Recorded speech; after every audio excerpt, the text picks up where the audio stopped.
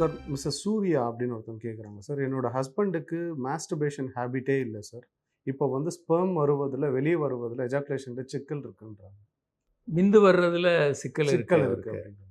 விந்து வரல, இல்லை ரொம்ப நேரம் எடுக்குது அப்படின்னா, அதை சரி செய்ய முடியும். ரொம்ப ரேராக சில பேருக்கு 100ல் இல்லை 1000ல் ஒருத்தருக்கு இந்த மாதிரி வரலாம்.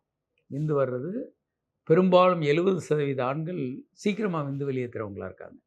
1000ல் ஒருத்தர், லட்சத்தில் ஒருத்தர் வந்து ரொம்ப டிலேடாக இல்லை வராமல் இருக்கலாம். சில நேரங்களில் இதுக்கு காரணங்கள் ஏதாவது இருக்கும்.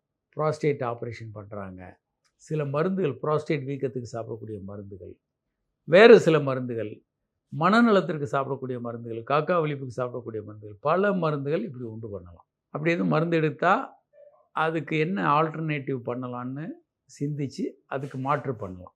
இப்படியெல்லாம் இல்லை அப்படின்னா இதற்கு சில பயிற்சிகளும் மருந்துகளும் இருக்குது.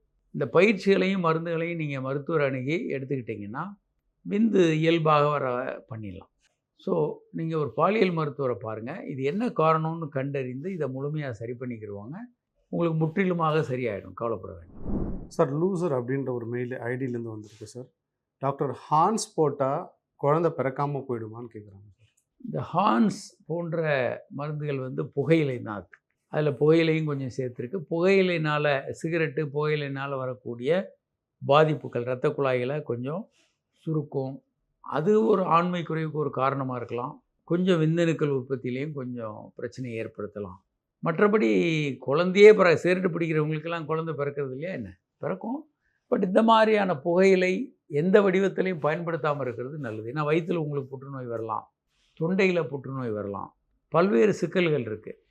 புகை, மது எல்லாம் இல்லாமல் இருக்கிறது நல்லது. ஆரோக்கியமாக வாழணும்னு நீங்கள் நினைக்கும்போது இந்த மாதிரியான தவறான பழக்கங்களே இல்லாமல் இருக்கிறது ஆரோக்கியமாக இருக்கும். சார், மிஸ்டர் ஷாகுல் அப்படின்னு ஒருத்தர் கேட்டிருக்கார் சார். சார், எனக்கு வந்து விந்து முந்துதல் பிரச்சனை இருக்குது.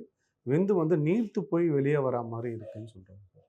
விந்து முந்துதலுக்கு இன்றைக்கி என்றைக்கும் விட அற்புதமான ட்ரீட்மெண்ட் இருக்குது. இயல்பாக நம்ம நிறைய பயிற்சிகள் சொல்கிறோம். ஆண் கீழையும் பெண் மேலே இருந்து பண்ணுறது, ஸ்குவீஸ் பண்ணுறது. செக்ஸ் பண்ணிகிட்ருக்கீங்க, இந்த வரும்னு நினைக்கும் போது எடுத்துகிட்டு ஸ்குவீஸ் பண்ணுறது, ஆழ மூச்சை இழுத்து நிறுத்தி 1 2 3 4 5 6 சொல்லி மூச்சை விடுறது, இந்த மாதிரி பயிற்சிகள்லாம் இருக்குது. கிகல்ஸ் எக்ஸசைஸ் இதெல்லாம்.